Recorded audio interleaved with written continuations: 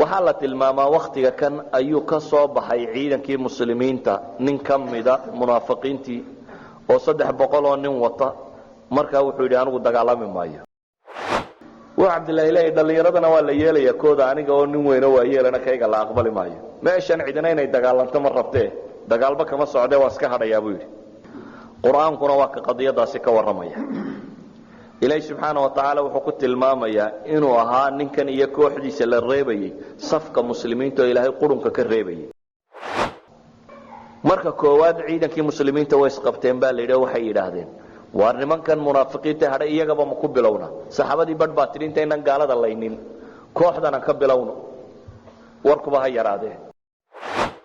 xataa quluubta dadka wixii ka dhacay baa ilaahay ka waramaya waqaa'icu siira waxay waxa kale kaga gadisan yihiin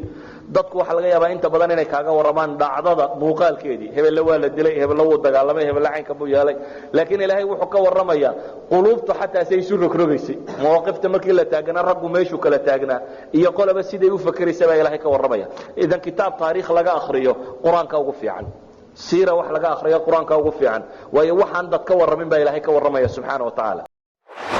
صحابة مركا وحيدا إلهي رسول كيسي رافع بن خديج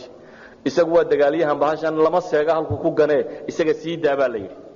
رافع بن نبي سودا بالي عليه الصلاة والسلام والله رواية أدو عينك الراع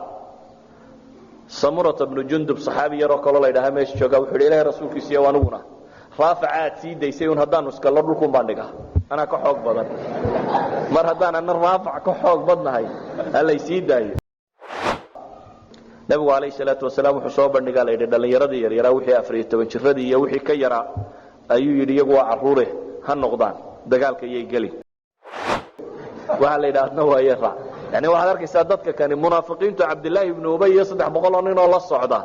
dib bay u noqdeen iyagoo la meeshan dagaal kama jiro kuwanina iyagoo caruuray waxa isku haystaan hal igu daro aan dagaalka galo hal igu daro idan waxaad arkaysaa iimaanku inta uu bedelo iimaanku qof yar iyo qof weyn cidu galaba rijaal bu ka dhigaa